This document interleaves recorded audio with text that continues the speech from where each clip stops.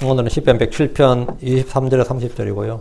그들이 원하는 항구로, 그들의 소원의 항구로, 그들이 원하는 항구로, 그분께서 그들이 원하는 항구로, 그들의 소원의 항구로 데려오시는도다. 근데 잠깐 30절 말씀 같이 읽겠습니다.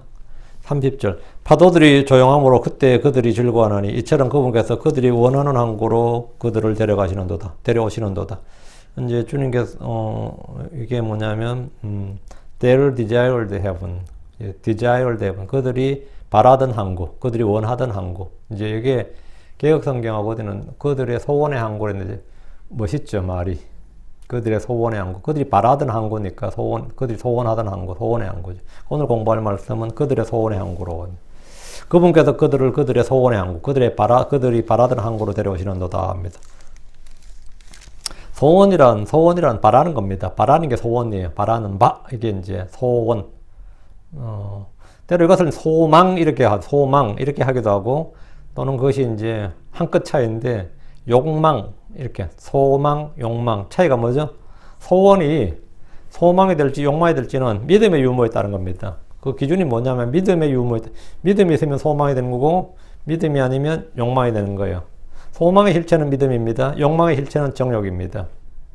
소망의 실체는 주님 말씀으로부터 오는 것이고, 욕망의 실체는 자아로부터 오는 겁니다. 정욕이죠. 믿음은 바라는 것의 소망의 실체입니다. 이 말은 소망의 실체, 소망의 실체란 뭐냐? 예, 믿음이다, 이 말이죠. 11월 11장 1절에 이제 믿음은 바라는 것들의 실체요, 보이지 않는 것들의 증거니라. 이제 믿음은 실체요. 믿음은 보이지 않는 것들의, 믿음은 실체요, 믿음은 증거니라.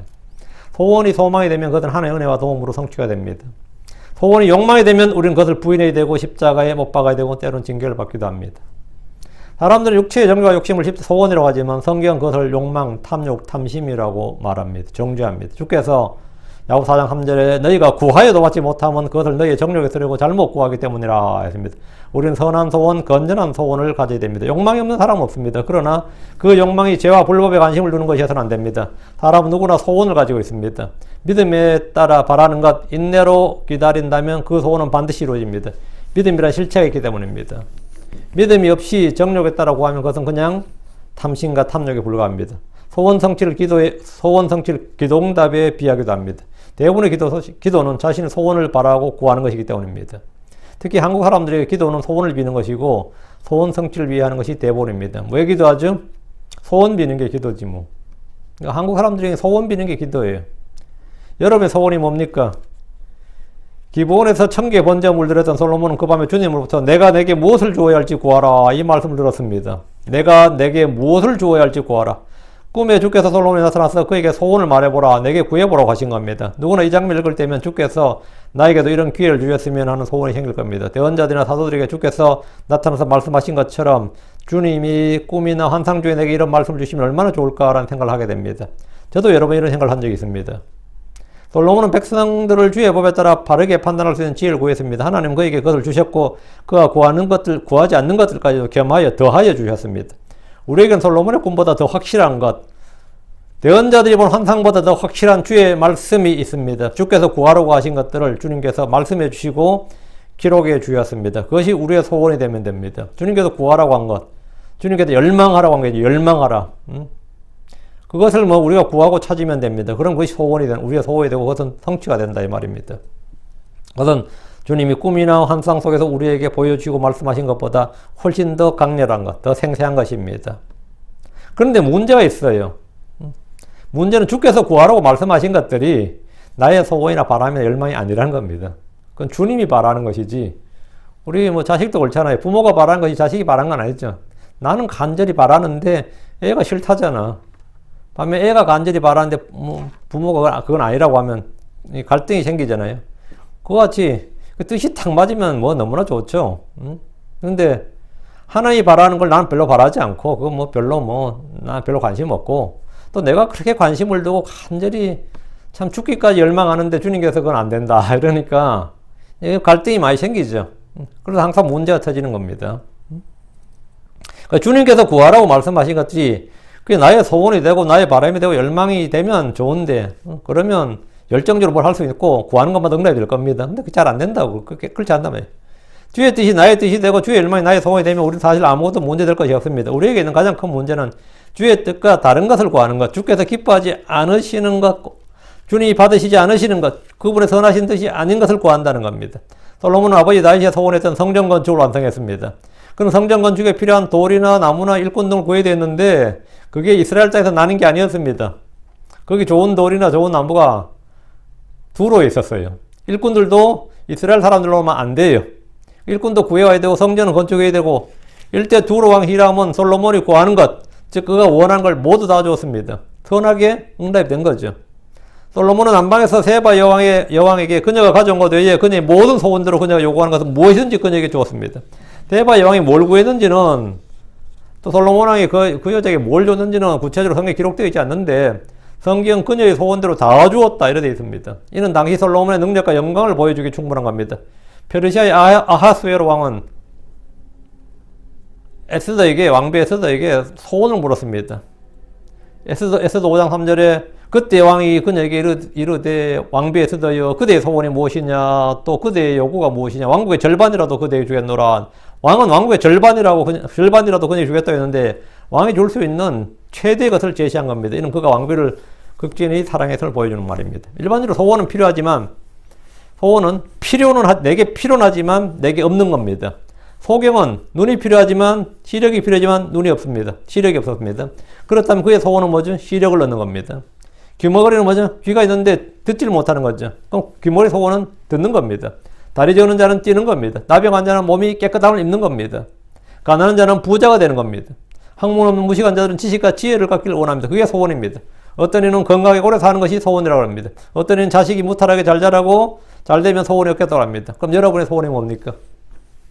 마태복음 20장 32절에 예수님께서 멈추어서서 그들을 불러 말씀하시기를 내가 너에게 무엇을 해주기 원하느냐. 이것은 주께서 소경들의 부르짖음 외침에 대한 응답입니다. 소경들은 예수님이 지나가신다는 말을 듣고 오 주여 다윗의 아들이여 우리에게 긍휼을 베푸소서 이랬습니다. 이에 주님은 그들에게 내가 무엇을 해주기를 원하는지 물었습니다. 소경들이 뭘 원한다고 했습니까? 소원이 뭐였어요? 그들이 주께 뭘 구했습니까? 주여 우리의 눈을 열어 주옵소서 했습니다. 그들은 주께 눈을 열어달라고 구했습니다. 병자들의 소원은 병이 낫는 겁니다. 장애인을 둔 부모들의 소원 중 하나가 자식보다 아이보다 하루라도 더 사는 것이란 말을 합니다. 장애 아들을 돌봐주는 일을 자기 외에는 해줄 사람이 아무도 없기 때문입니다. 보통 사람들이 이런 마음을 전혀 알지 못합니다. 야고보와 요한이 주께 소원을 들어달라고 구했습니다. 주께서 그들에게 내가 너희를 위해 무엇을 해주기를 원하느냐 물으셨습니다. 주님은 그들의 소원을 물어보신 겁니다. 그들은 주의 뜻대로 구한 것이 아니라 정욕대로 구했습니다. 살롬의 소원도 아들 둘이 주님의 좌우편에 앉는 것이었습니다. 우리는 저마다 이런저런 소원이 있습니다. 까닭없이 고난을 당했던 요업의 소원은 주님께서 그의 질문에 응답하는 것이었습니다. 욥기 31장 35절에 오 누가 내 말을 들어준다면 얼마나 좋을까 보라 내 소원은 전능자께서 내게 응답하시는 것이요 내 대적이 이미 책을 썼으면 하고 바라는 것이라. 이게 자기 소원이라고 했습니다. 주님 욥에게 친히 나타나서 응답하셨습니다. 모세의 소원은 주의 영광, 주의 얼굴을 한번 바라보는 것이었습니다. 하나님은 그를 바위 틈에 두시고 그 위를 지나가심으로 주의 모습을 보이셨습니다. 어린 나이에 왕이 된 솔로몬의 소원은 백성들을 판단할 지혜를 얻는 것이었습니다. 하나님은 그의 소원을 들어주셨습니다. 이루어지지 않는 소원은 그냥 희망 고문입니다. 절망을 낳을 뿐입니다. 주께 나와서 긍휼을 구했던 병자들, 불구자들은 고침을 받았습니다. 마게 들린 딸을 둔 어머니의 소원이나 죽어가는 딸을 위해 나온 회당장의 소원도 응답되었습니다. 성경에는 주께 부르짖고 응답받은 수많은 사람들의 기록이 있습니다. 그러면 이 말씀들은 이 기록들은 현재 우리에게도 여전히 유익하고 유효한가? 어때요? 이 기록들이 현재 우리에게 여전히 유익하고 유효한가? 이 말이에요. 그럼 소원 성취를 위해서 우리에게 효과적인 방법이 있다면 뭘까? 요즘 말로 하면 우리에게 꿀팁이 있다면 뭘까? 이 말이에요. 소원 성취를 위한 꿀팁이 있다면 뭘까? 첫째, 겸손입니다. 하나님은 겸손한 자들의 소원을 들어주십니다. 주님은 겸손한 자들에게 더 많은 은혜를 주십니다. 시편 17절에 주여 당신께서는 겸손한 자들의 소원을 들으셨나이다. 귀를 기울이시다. 이랬습니다. 주여 당신께서 겸손한 자들의 소원을 들으셨나이다. 당신께서 겸손한 자들의 소원을 들으셨나이다. 우리가 겸손한 자들의 소원, 겸손이 핵심이다 이 말입니다. 둘째, 주를 기뻐하는 겁니다. 소원 성취를 하는 핵심이 뭐냐? 첫째, 겸손이고, 둘째, 주를 기뻐하는 거예요. 시편 37편 4절에 너는 또 주를 기뻐하라. 그리하면 그분께서 내게 내 마음의 소원들을 주시리라. 내 마음의 소원들을 주시리라. 뭐하면? 주를 기뻐하라. 그리하면. 이거는 엄청난 약속입니다.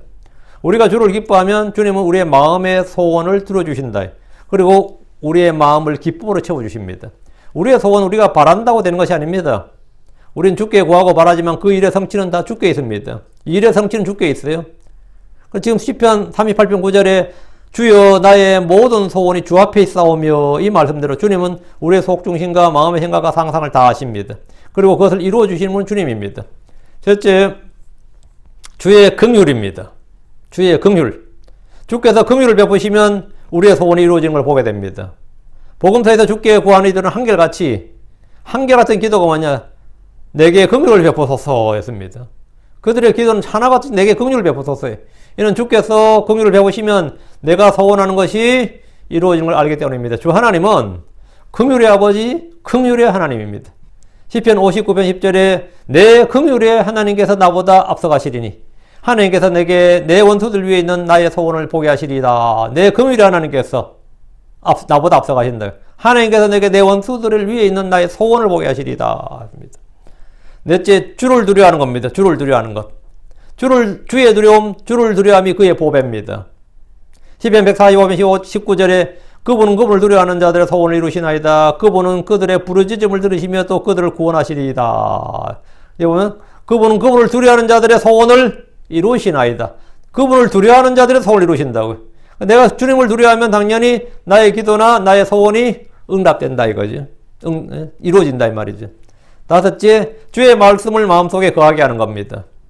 요한복음 15장 7절에 너희가 내 안에 거하고 내 말들이 너희 안에 거하면 너희가 원하는 바를 구하라. 원하는 바 이게 뭐죠? 소원이죠. 너희가 원하는 바를 구하라. 그러면 그것이 너희에게 이루어지리라.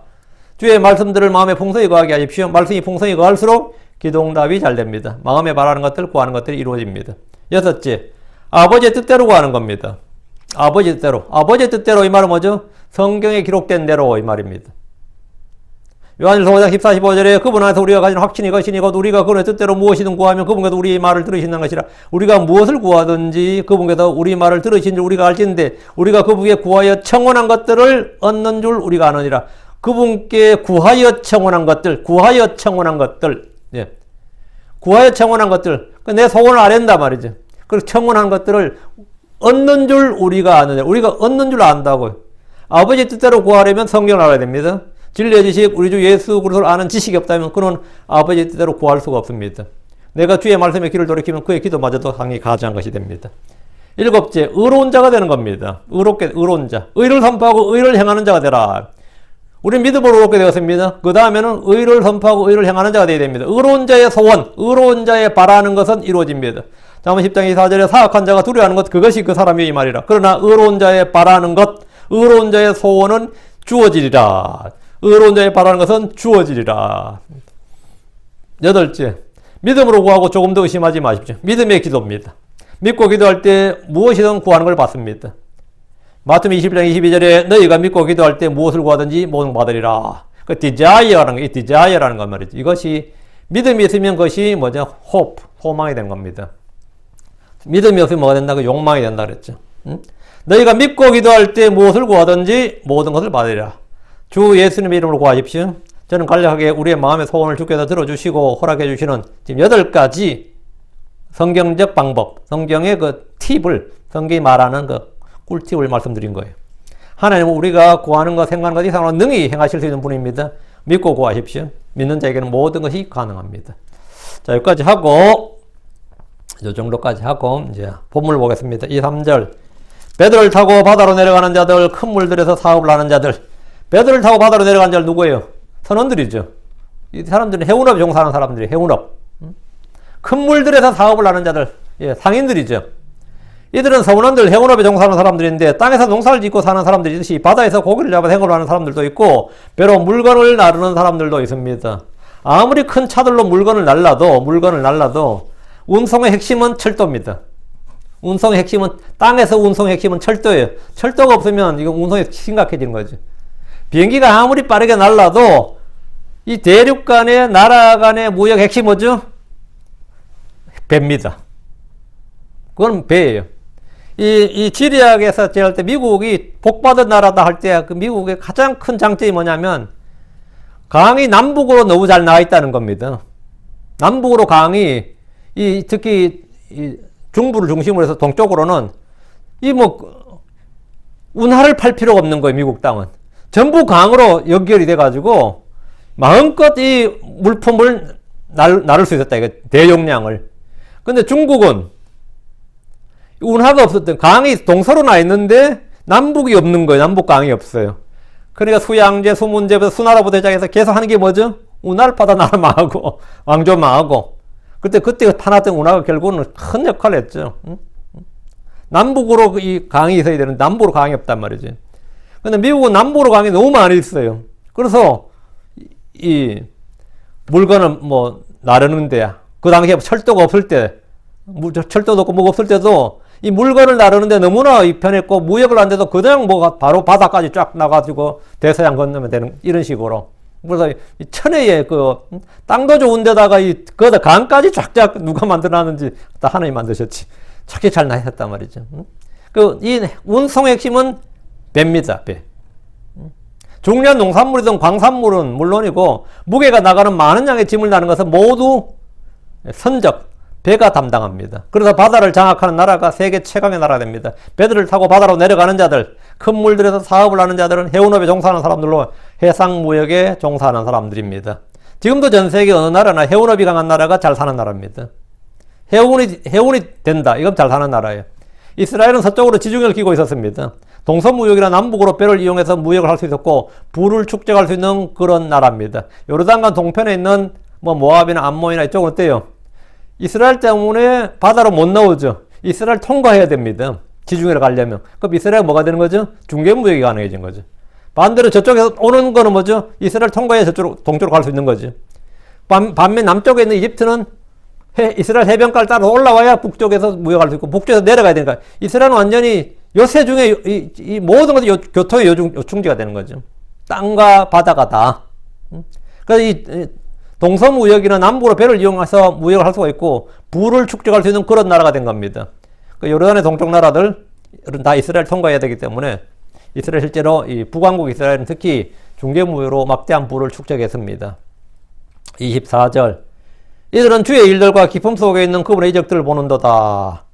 그래서 이 선원들, 주로 배를 타고 일하는 사람들은 바다에서 주의 일들을 자주 봅니다. 바다는 언제나 위험이 도사리고 있고 땅과 달리 안정이 없기 때문입니다. 바다의 바람과 파도는 배를 부수고 뱃사람들을 죽입니다. 그리고 화물들 다 엎어버리면 손해가 이만저만도 아니고요. 그래서 늘 주의 도우심과 보호하심을 구할 수밖에 없습니다. 섬이나 해변가에나 유난히도 미신이 많습니다. 이는 그들이 늘 위험에 노출되어 있기 때문에 자꾸 비는 거예요. 배를 타는 선원들은 주의 일들과 기쁨 속에 있는 그분의 이적들을 본다는 것은 체험을 말합니다. 뭔가 체험을 많이 한다는 겁니다. 요나를 태워온 배의 선원들은 모두 주의 일들과 기쁨 속에 있는 그분의 이적들을 보았습니다. 바다 위에서 생사고락의 위험을 몇 번만 겪고 나면 누구나 자연스럽게 주의 권능과 이적들을 알게 됩니다. 25절 이는 그분께서 명령하사 폭풍을 일으키심에 그로 인해 물결들이 높이 일어나기 때문이로다. 비가 오는 것은 주께서 구름들에게 명령하시기 때문입니다. 다른 이유가 없습니다. 비가 오는 것은 주님이 명령하시기 때문이에요. 마찬가지로 폭풍이 일어나는 것도 주님의 명령에 따른 겁니다. 우리는 자연현상이라고 하는 많은 일들이 주의 명령대로 일어나는 것임을 압니다. 주께서 비를 주시고 이슬을 주시고 바람을 일으키십니다. 이는 그분께서 명령하사 폭풍을 일으키심에 뱃사람들이 가장 무서워하는 것이 바다에서 닥치는 폭풍입니다. 그 바람으로 인해 바다의 물결들이 높이 일어나기 때문입니다. 바람의 힘은 엄청납니다. 해마다 태풍이 몰아칠 때면 사람들은 바람이 바다를 뒤엎는 걸 봅니다. 그것이 육지로 몰아칠 때면 해일과 쓰나미가 일어납니다. 바다의 배들은 폭풍을 만나면 거의 파산하고 침몰합니다. 뱃사람들은 꼼짝없이 죽게 됩니다. 흔히 사람들은 인생을 고통의 바다로 합니다. 우리는 그 위를 항해하는 배에 비유됩니다. 많이들이 크고 작은 바람을 맞습니다. 순풍에 도출난 듯이 평안한 여행이 있고 역풍을 맞아 앞으로 나가지 못할 때가 있고 폭풍을 맞아 배가 뒤집거나 부서질 때도 있습니다. 26절입니다. 그것들이 하늘로 솟구쳤다가 그것들이 다시 깊음들로 내려가나니 그들의 혼이 고난으로 인하여 녹는도다. 폭풍으로 인해 일어난 물결들이 하늘로 솟구칠 때 30m까지 올라갑니다.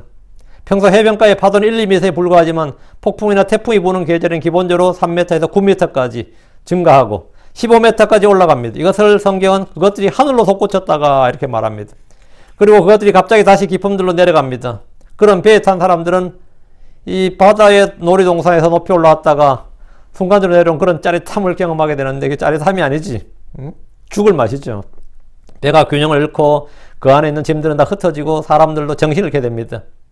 그들의 혼이 고난으로 인하여 녹는도다. 이 말씀은 이 구절을 읽는 선원들이 가장 잘 이해할 겁니다.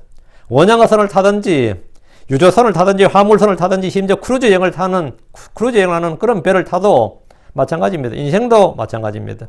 때로 바람의 힘으로 극단적인 상승을 경험하고 반대로 끝없이 나락으로 떨어지기도 합니다. 그때 그들이 느낄 고난과 좌절과 절망과 불안과 두려움은 혼을 부서뜨리기에 충분합니다.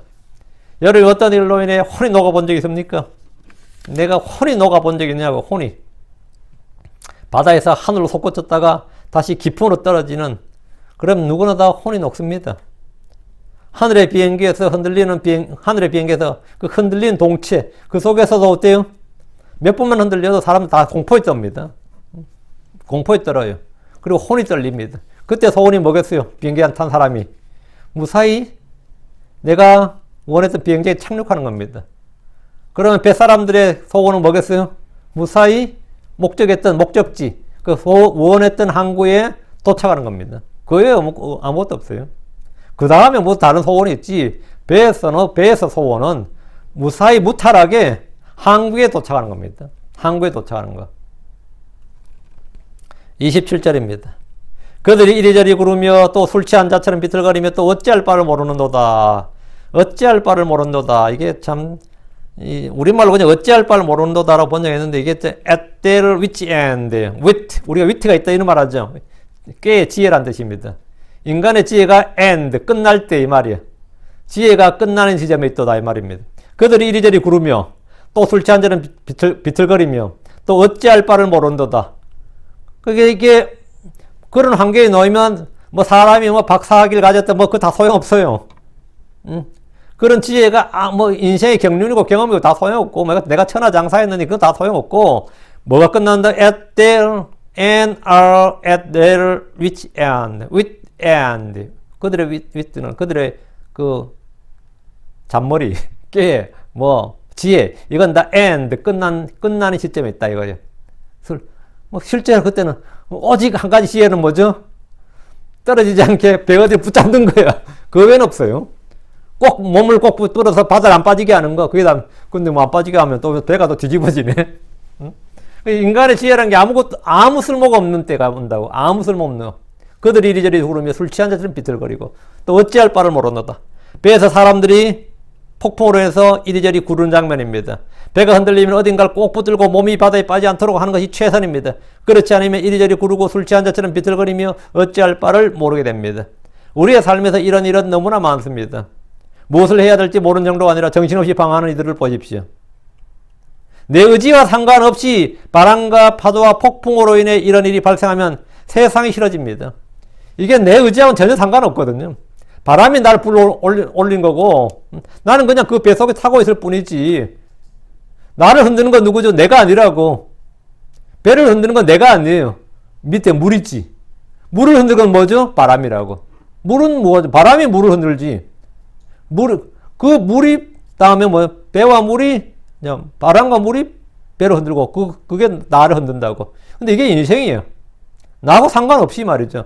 나의 의지와 전혀 상관없이 나의 뭐 계획이나 의지와 나의 뭐 지혜나 이런 거 상관없이 환경이 그래요. 정말 부자였던 집이 정치 상황이 변해가지고 반동으로 몰리고 재산이 다 뺏기고 그러다가 또 민중재판 받아서 죽임을 당하기도 하고 어딘가로 끌려가 평생 노예로 몰려서 그래서 살다 죽기도 합니다.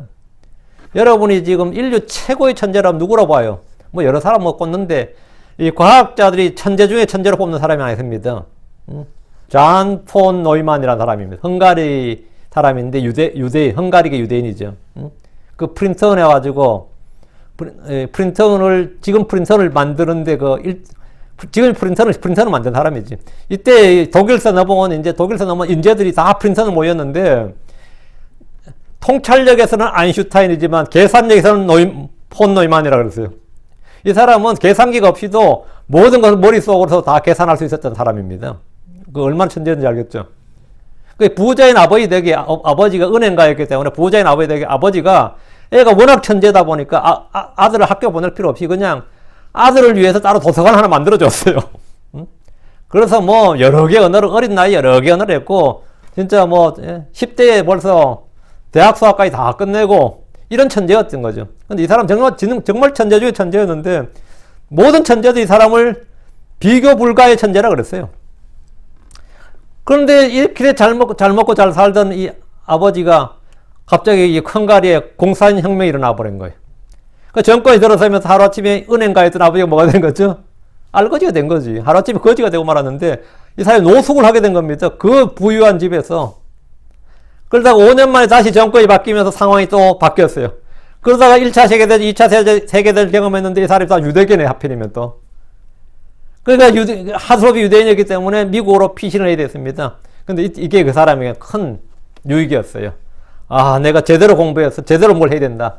그래서 이 원자탄 만드는 것도 이 사람이 미국 대통령에게 이 탄원서를 써가지고 원자탄을 만들어야 된다. 이렇게 원자탄 만들고 이런 거 전부 다 이 사람이 주도한 겁니다. 이 사람이. 그 인생의 풍파가 그의 인생을 완전 이리저리 굴려서 자기 의지와 아무 상관없이 인생의 풍파가. 그래서 어제 다행히 그는 마지막에 미국으로 와서 세계적 학자가 되었지만 그와 달리 많은 유대인들은 수용소로 끌려가서 죽임을 당했습니다. 그는 미국으로 무사히 건너왔지만 말이죠. 그래서 나는 평생을 이 사람은 공산주의를 증오를 했습니다. 그래서 원자폭탄 만들어 놓으니까 소련이 또 원자폭탄을 만드는 거예요. 핵무기를. 그래서 이 사람이 안 되겠다 싶어서 다시 대통령한테 편지를 쓴 게 뭔지 수소폭탄을 만들어야 된다. 항상 얘들보다 우위에 있어야 된다. 수소폭탄을 만들어야 된다. 뭐 중성자탄을 만들어야 된다. 이런 식으로 계속해서 미국 군비 증강에도 뭐 일등 공신이었고 모든 분야에서 수학, 화학, 물리 모든 분야에서 현대 그 컴퓨터에서도 현대 컴퓨터 아버지라 그래요. 근데 이 사람은 자기 인생이 그렇다잖아요. 한 번도 난 내 의지대로 나는 천재였다 이거. 그건 누구나 인정한 천재였지만 천재라고 해서 의미 있는 건 아니에요. 정권이 바뀌니까 노숙자가 되더라 이거예요. 그래서 그들이 간 대학에 갔더니만 다음에 뭐 되더라? 수용소로 가게 되더라는 거지. 나의 의지와는 상관없더라 이거예요. 그 사람 이야기가 28절입니다. 이제 어찌할 바를 모른다는 것은 뭐 누구나 다 겪는 일이죠. 그렇다면 우리 같은 사람들이 뭐 말할 필요도 없죠. 아무리 잘나고 똑똑해도 그렇다 이 말이에요.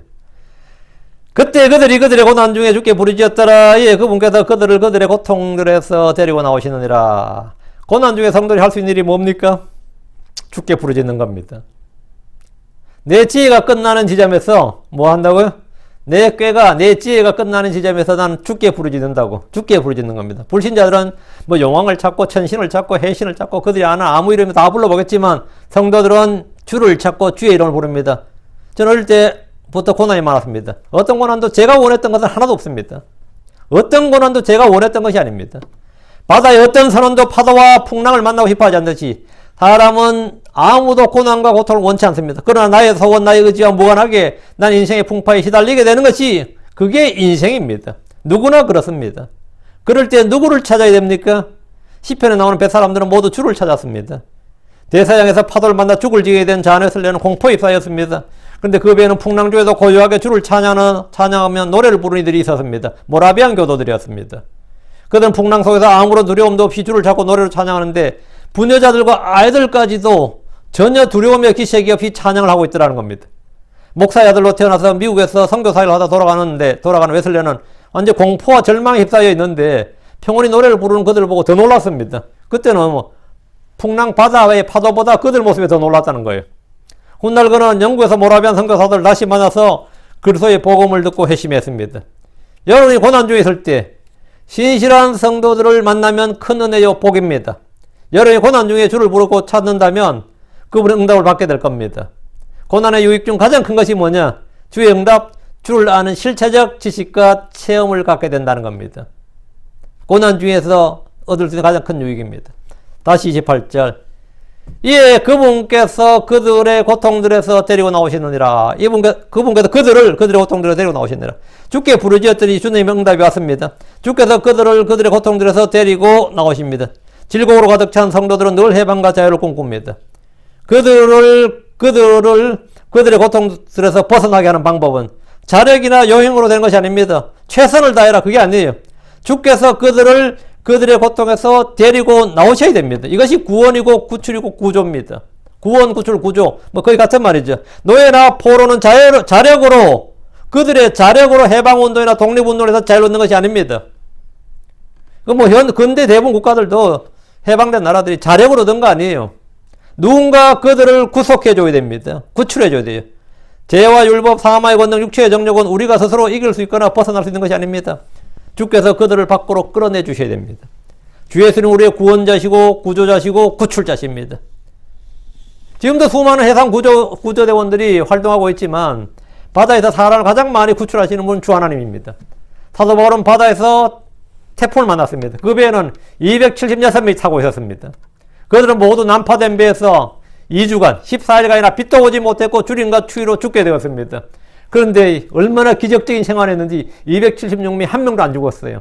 아무도 해를 입지 않고 그 난파된 배에서.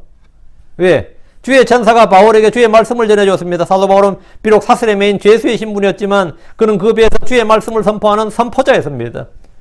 사도행전 27장 3-4절에 그러므로 청하건대 음식을 조금 먹어라. 이 일이 너희의 건강을 위하느니라.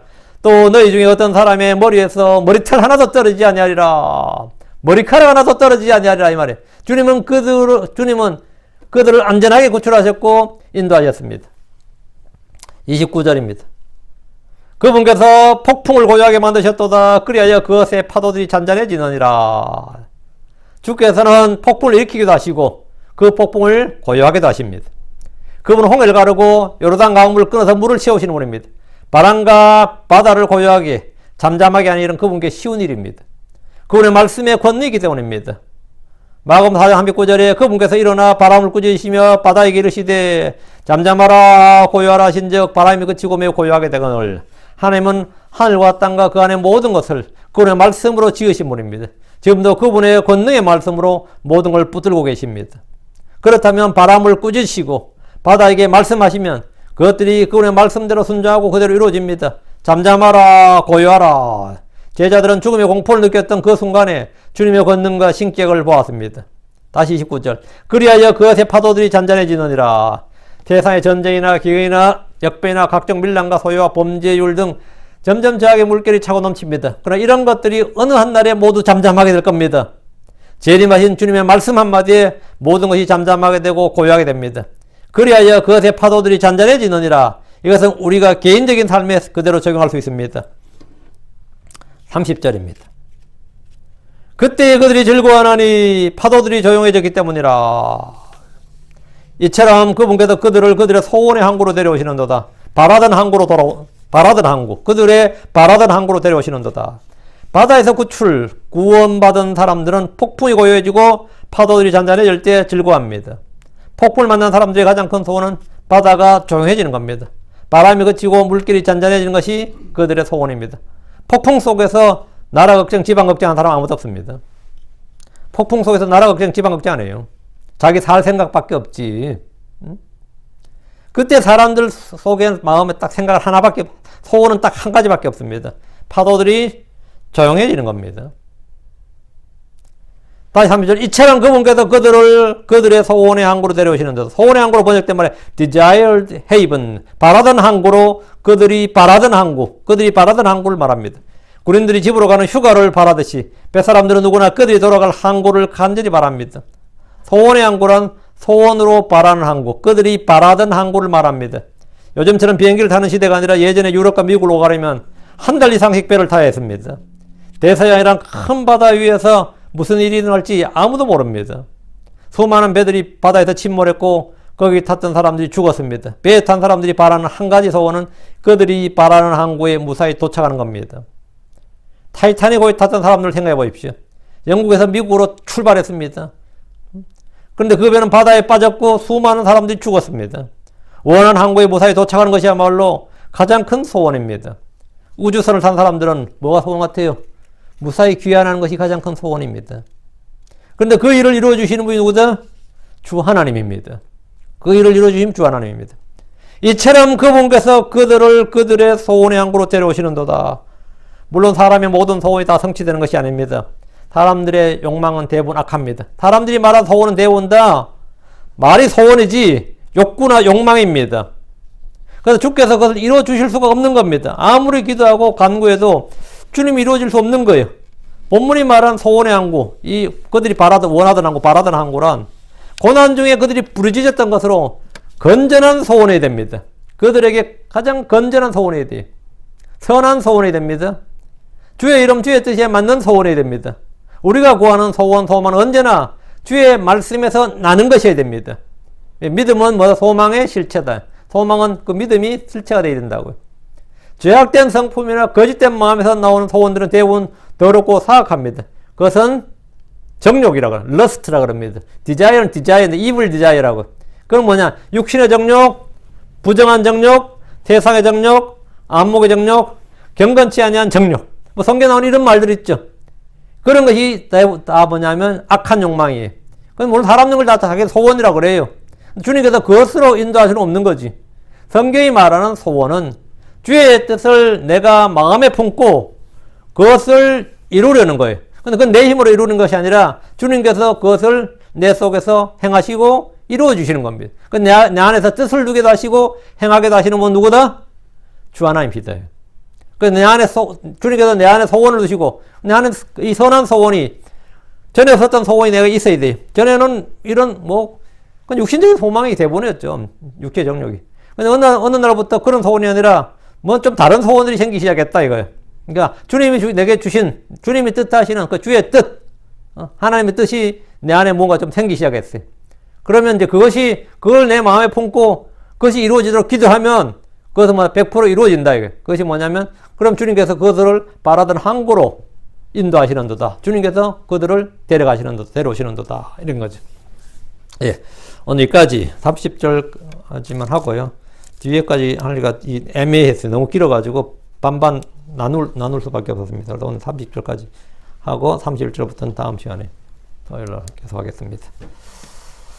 예. 오늘은 그들의 소원의 항구로 있는데 하나님께서 우리에게 우리의 소원을 들어주시는 또 우리를 소원의 항구로 인도하시는 우리가 바라는 항구로 인도하시는 8가지를 제가 정말 시작할 때 했는데 우리가 마음을 겸손히 하는 것, 주를 기뻐하는 것, 주의 긍휼, 주를 두려워하는 것, 주의 말씀을 마음속에 거하게 하는 것, 아버지 뜻대로 구하는 것, 의로운 자가 의를 행하는 것, 다음에 믿음으로 구하고 조금도 의심하지 않는 것. 이것이 바로 주님께서 우리의 소원을 이루어 주시는 소원의 항구로 데려오시는 방법입니다. 저희가 하나님께 우리의 지혜가 끝날 때, 우리가 어찌할 바를 모를 때 하나님께 기도해야 됩니다. 주께 부르짖으라. 주께 부르짖으라. 고난의 날에 주를 찾는 것, 주를 부르짖는 것은 성경이 우리에게 명하는 바이기 때문에 거리낌 없이 우리가 주를 찾아야 됩니다. 기도합시다.